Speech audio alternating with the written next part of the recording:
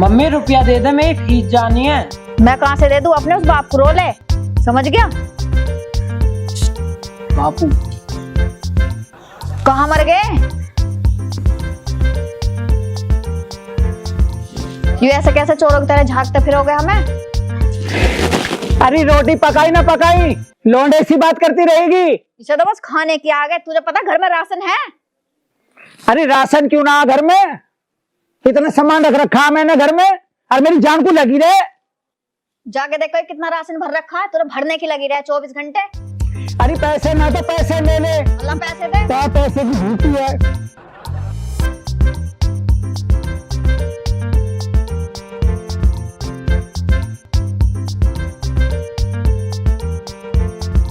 कैसे गिने ना जा रहे? ये पकड़ 400 रुपए। 400 रुपए? इसमें तेरा फूफा पुतरा, चाहे फूफा को पोत चाहे फूफी को पोत, मेरे पे तो यही है। बापू मेरी 2000 फीस भी जानी है। ले सुन लो। मेरी जान को पड़े दोनों माँ बेटे। अरे मुझ पे खर्चे पानी को पैसे छोड़ोगे ना छोड़ोगे, मैं कैसे कैसे पैसे जोड़ रहा हूँ चौधरी साहब से टीका लगा के। मुझे कुछ ना पता, मुझे सारे पैसे चाहिए। अरे मुझे लेबर को भी हिसाब देना। मैं अपने घर का खर्चा नहीं चलाना। पैसे दे, दे दे बापू। पैसे दे। अरे मुझे लेबर को भी पैसे देना, दोनों माँ बेटे अच्छा लेबर जाओ भाड़ में। अरे मेरे पैसे दे दे। अरे मुझे लेबर को हिसाब देना। चौधरी साहब को क्या जवाब दूंगा, सारे पैसे छिनवा दिए कहीं तो अपने घर पे दिया हैं? दुष्यंत, ये तेरे बापू को क्या हो गया?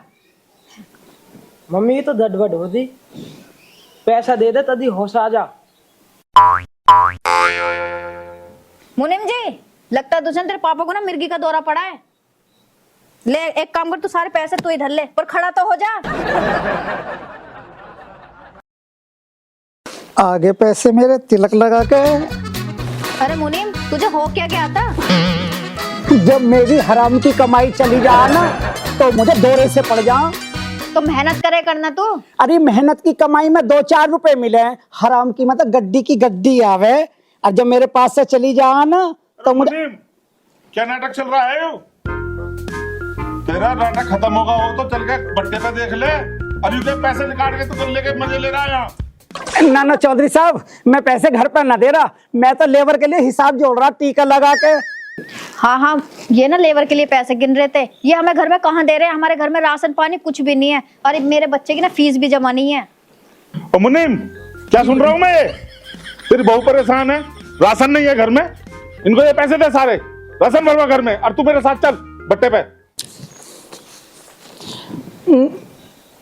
सेठ जी थोड़े से पैसे मुझे ना सुनीता को और बबली को देने हैं। कहीं ऐसा तो ना तू भट्टे के सारे पैसे और अपने घर की कमाई सुनीता और बबली को दे रहा हो? ना ना चौधरी साहब, थोड़ा सा खर्चे के लिए देने पड़ते हैं ना, वो बहुत मेहनत करती हैं भट्टे पे, ईंट वीट पाती रहे। पैसे दे सारे, बच्चे की फीस भी जाएगी, तू मेरे गल भट्टे पे चल जल्दी आ। कुछ भी ना छोड़ा मेरे पे, मेरी बेइज्जती कर।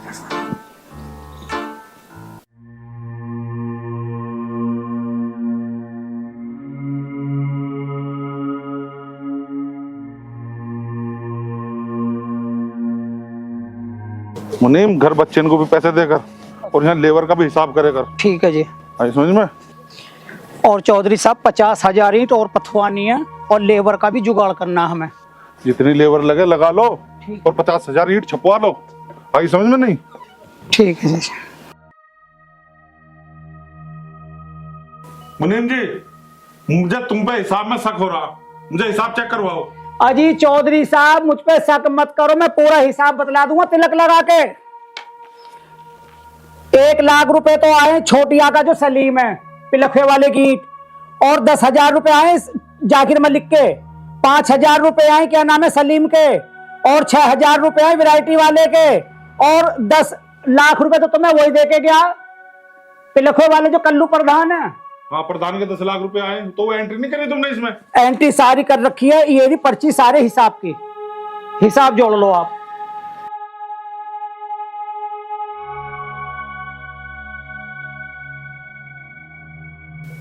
हाँ मुनीम जी, हिसाब तो सही मेल खा रहा है।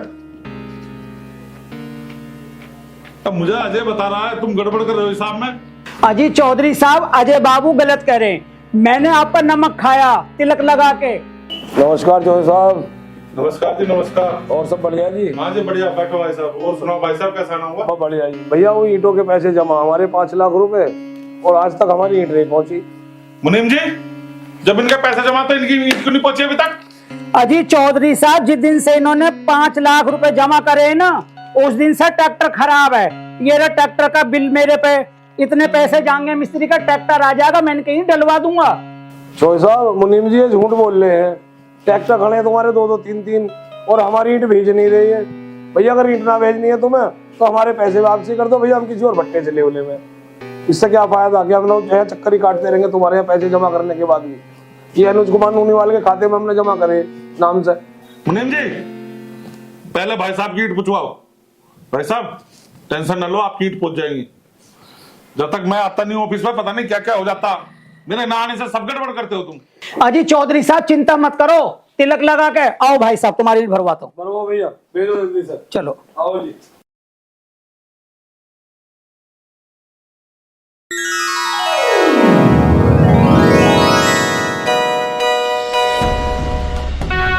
जय हिंद सर। जय हिंद जय हिंद। आइए विवेक बैठिए। बताइए सर, आदेश दीजिए। क्या था तो बुलवाया था सर मुझे? विवेक जी, पहले तो आप हमारे मित्र हैं। सीनियर के नाते एक आदेश देना चाहते हैं। आप देहात थाना रघुनाथपुर का चार्ज जाके संभालें। सर आपका आदेश मेरे सर आंखों पर। रघुनाथपुर थाना मेरे क्षेत्र में है और मेरा गहरा रिश्ता है उस क्षेत्र से। जैसा आप कहोगे मैं वहां पे ज्वाइन कर लूंगा। वेरी गुड ऑफिसर, वो क्षेत्र मुझे क्राइम मुक्त चाहिए। Okay sir. जय हिंद सर। जय हिंद।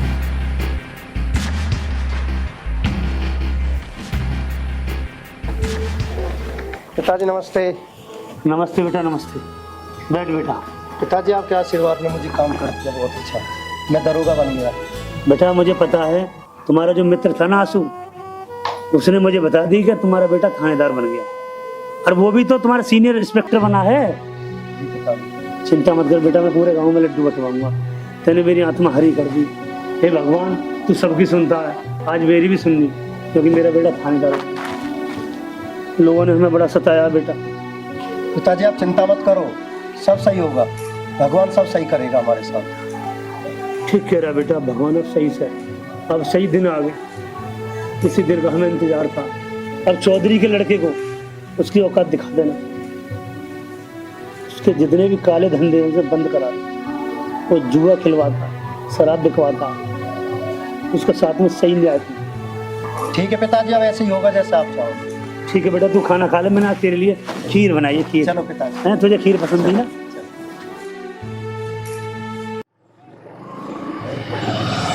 साहब साहब, हमारे मोहल्ले में जुआ मार हो रही है, तुम उन्हें पकड़ते क्यों ना हो? किधर हो रही? उधर चलो। चलो चलो चलो दीवान जी। आओ। साहब ये रे।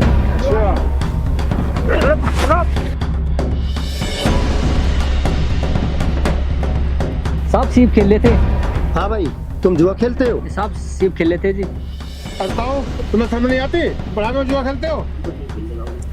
हाँ भाई, तुम भी जुआ खेलते हो? तुम्हारी उम्र है जुआ खेलने की? पढ़ाई लिखाई के करने की उम्र है तुम्हारी?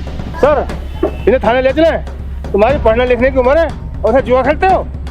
ठीक है सर, आज के बाद नजर नहीं आएंगे। और क्या हमें माफ करो। हाँ भाई, आज के बाद कभी जुआ मत खेल ली जाओ। दीवान जी छोड़ो इन्हें। ठीक है सर। भागो ऐसे।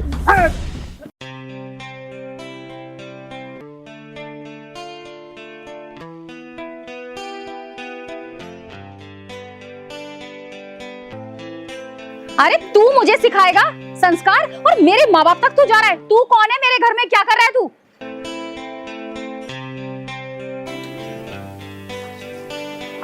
देख मत, काम कर काम।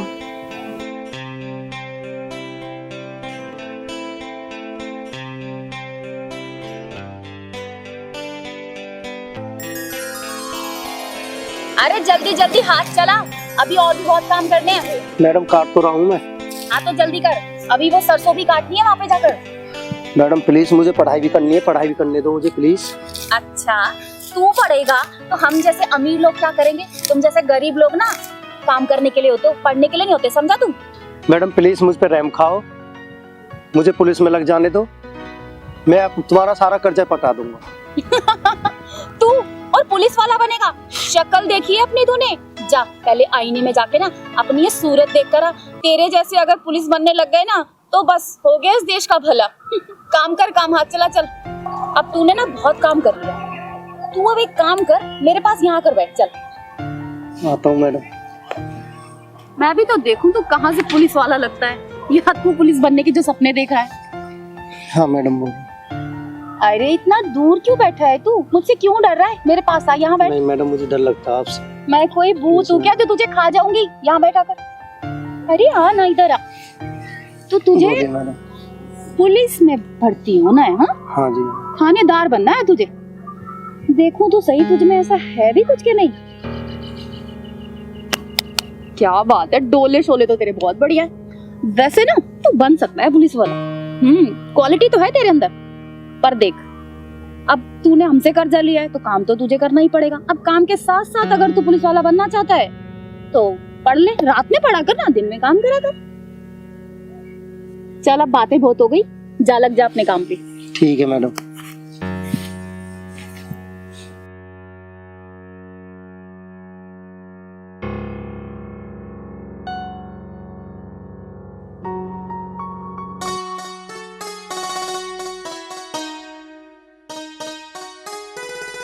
अंजलि, अंजलि बेटा खाना खा ले। मम्मी मुझे भूख नहीं है। क्या हो गया तुझे? आजकल कैसे रहने लगी तू? क्या सोचने लगी? मम्मी मुझसे ना बहुत बड़ी गलती हो गई है। मैंने ना विवेक के साथ अच्छा नहीं किया, मैंने उसको बहुत टॉर्चर किया। मुझे अपनी गलती का एहसास हो गया है कि मैंने बहुत गलत किया है। चल बेटा, तुझे अपनी गलती का एहसास तो या, और वो लड़का पढ़ लिख लिया ना तो हम तेरी शादी उसी से करा देंगे, फिर तो खुश है तू। हाँ मम्मी, काश ऐसा हो जाए कि विवेक पढ़ लिख कर कुछ बन जाए, फिर मैं उससे शादी कर लूंगी। चल तो ठीक है, मैं तेरे पापा से बात करूंगी इस बारे में, ठीक है? तू आजा खाना खा ले। ठीक है मम्मी।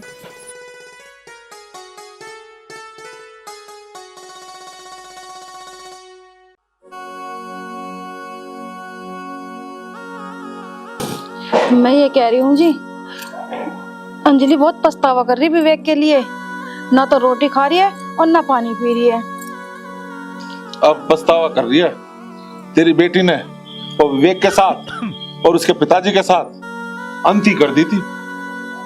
अरे उन पे हमारा कर्जा ही तो था, कोई हमारे गुलाम थोड़ी नहीं थे वो, हैं? चलो खैर, अच्छा है, पछतावा तो हुआ। मैं ये कह रही हूँ जी, अगर विवेक पढ़ लिख ले और कुछ बन जाए तो हम अपनी अंजलि की शादी उसी से कर देंगे। हाँ खैर, इस बात को तो तू सही कह रही है, विवेक लड़का तो अच्छा है, और मैं भी चाहता हूँ कि हमारी अंजलि की शादी उस लड़के से हो जाए। पर क्या करें, देखेंगे हमारी बिटिया का नसीब कैसा होगा। और ना जाने बेचारे रामवीर और वो उसका लड़का विवेक कहाँ और किस हाल में होंगे। काफी टाइम हो गया, वो बेचारे दिखाई भी नहीं दी। हाँ जी, बात तो तुम सही कह रहे हो।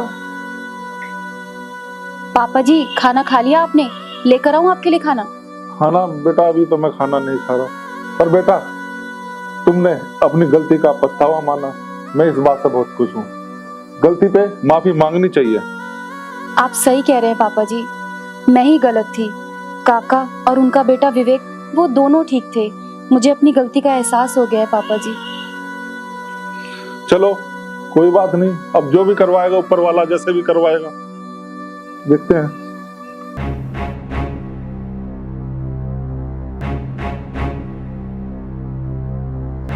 दरोगा जी। हाँ क्यों आप रहा है, क्या बात हो गई? साहब प्रधान का छोरा मेरे चाचा को ले गया, मारेगा पीटेगा भी। हाँ सही से बता साहब को क्या बात है। हाँ असली बात बता, क्या बात है? साहब कुछ पैसा ले लिए चाचा ने, और वो ब्याज पे ब्याज ठोके जा रहा है। अच्छा साहब वो ऐसा भी है, घर में बंद करके मारे है। अच्छा, उस हरामी की इतनी हिम्मत, मैं उन्हें अच्छे से जानता हूँ। चलो दीवान जी, चलो सर, उन्हें अभी देखता हूँ। चलो चलिए।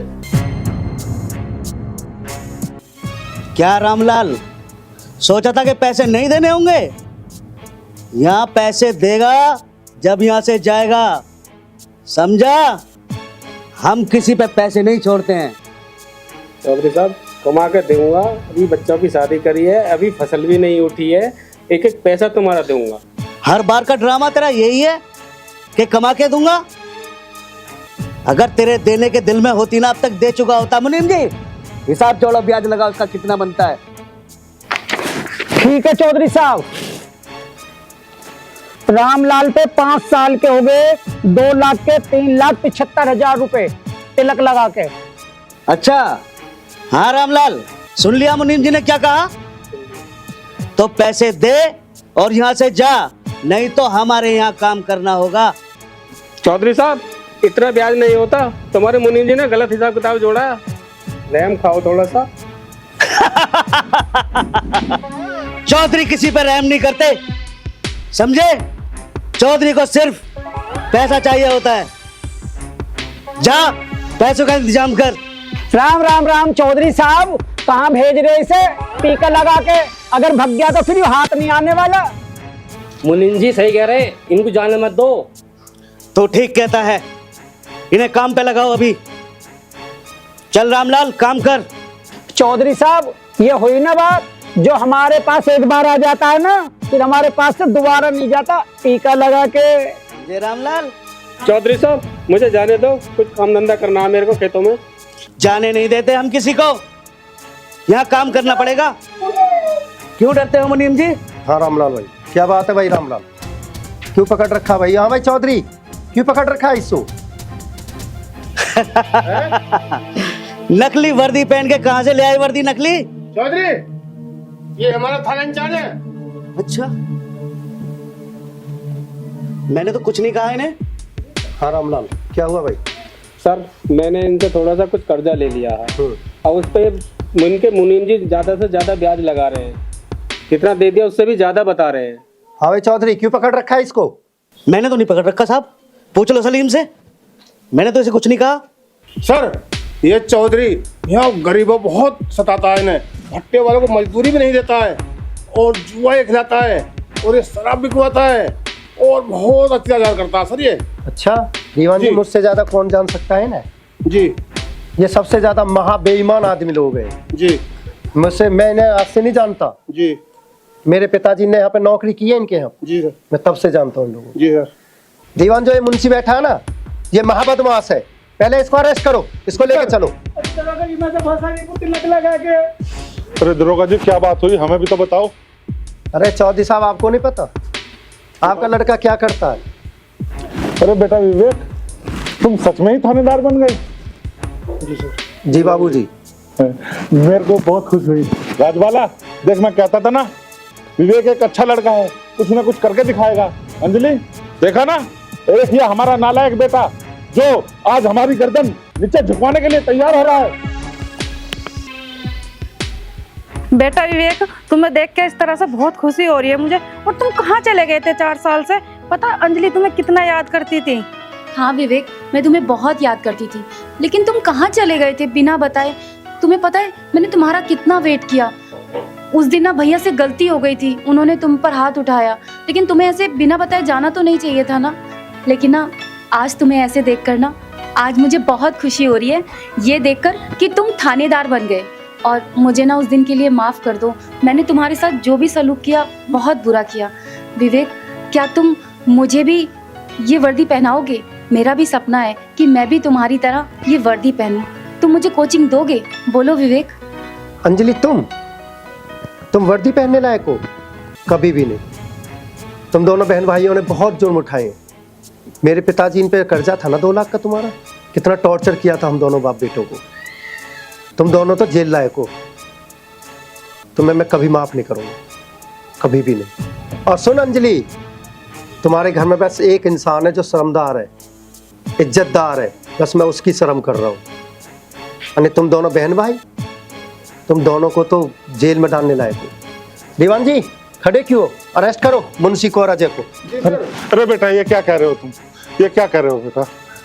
अरे रामवीर अपने बेटे को समझाओ ना, विवेक को समझाओ, ये मेरे बेटे को पकड़ के ले जा रहे हैं। चौधरी साहब बैठो बैठो बैठो, क्या बात होगी मुझे बताओ। ये मेरे बेटे को पकड़ के ले जा रहे हैं, समझाओ अपने बेटे को। कोई बात नहीं, मैं समझा दूंगा। विवेक बेटा कोई बात नहीं, इसने गलती कर दी, इसे माफ कर दो। देख चौधरी साहब बहुत भले इंसान है, इन्होंने हमेशा हमारी मदद करी है, ठीक है। नहीं पिताजी, आपको पता है ना इन लोगों ने कितना अत्याचार किया था, मुझे पीटा भी था उस दिन। मैं कैसे माफ कर दूं इनको? इन्हें अरेस्ट ही करने दो और ले जाने दो, मैं इनको माफ नहीं कर सकता। विवेक भैया, मैं अपनी गलती मानता हूँ, मैंने आप पे बहुत जुल्म किए हैं और मैं आज के बाद किसी पे भी जुल्म नहीं करूंगा। मेरी ये गलती है, मुझे माफ कर दो भैया। हाँ बेटा विवेक, इसे नालायक को माफ कर दो। विवेक मान जाओ प्लीज, हमसे गलती हो गई, हमें माफ कर दो प्लीज विवेक। चुप, आज तू माफी मांग रहा है? उस दिन तो बहुत अकड़ में था तू, और तू अपने भाई की सिफारिश कर रही है जो कि इस लायक नहीं है। चौधरी साहब बताओ, छोड़ू या थाने ले जाऊं इसको? बोलो। बेटा विवेक, अब की बार से माफ कर दो। और इस लड़के को नालायक बनाने वाला ये हमारा मुनीम है, इसने इसको सारे ऐप सिखाए। चाहो तो तुम इस मुनीम को साथ ले जाओ। चौधरी साहब मुझे माफ कर दो, तिलक लगा के, मेरे एक ही बहू एक ही बच्चा, तिलक लगा के। सुनो चौधरी साहब, कोई जेल नहीं जाएगा, तुम्हारा बेटा माफ कर दिया जाएगा, मुनीम भी माफ कर दिया जाएगा, मगर हमारी एक शर्त है। बताओ। हमें तुम्हारी बेटी का हाथ चाहिए अपनी बेटी के लिए। अरे क्या समझी बनोगे? तुम्हारे मुंह में जी शक्कर, तुमने मेरे मुंह की बात छीन ली। देखा राजवाला, मैं कहता था ना अच्छी जोड़ी रहेगी ना दोनों की। बिल्कुल समझन के हमारा बेटा पसंद है आपको? बिल्कुल जी, बिल्कुल पसंद है। अच्छा ठीक है चौधरी साहब, मैं अपने पिताजी की बात भी मान लूं, इससे शादी कर लूं, पर इसके नखरे कौन सहेगा? नहीं नहीं, मैं कोई नखरे नहीं करूंगी, मैं तुम्हारी सारी बात मानूंगी, तुम्हारे कपड़े धोऊंगी, तुम्हारे लिए अच्छा अच्छा खाना बनाऊंगी, भैंस की सानी भी करूंगी, गोबर भी उठाऊंगी। बस तुम शादी के लिए हाँ कर दो विवेक प्लीज। बेटा एक बार हाँ कर दे, देख हमारे घर की बहू बनाने लायक है, अब ये सुधर गई है, ठीक है। बेटा कर देना हाँ, एक अच्छे बच्चे की तरह। चौधरी साहब एक शर्त पर मैं आपकी लड़की से शादी करूंगा, मैं इस मुंशी को थाने ले जाऊंगा पकड़ के। हाँ ले जाओ ले जाओ। थानेदार जी मुझे माफ कर दो, थानेदार जी अब तो बेटी भी सुधर गई, अब तो शादी को हाँ कर दो, चाहे मुझे जेल ले चलो चाहे थाने ले चलो, अब तो शादी को हाँ कर दो। हाँ थानेदार की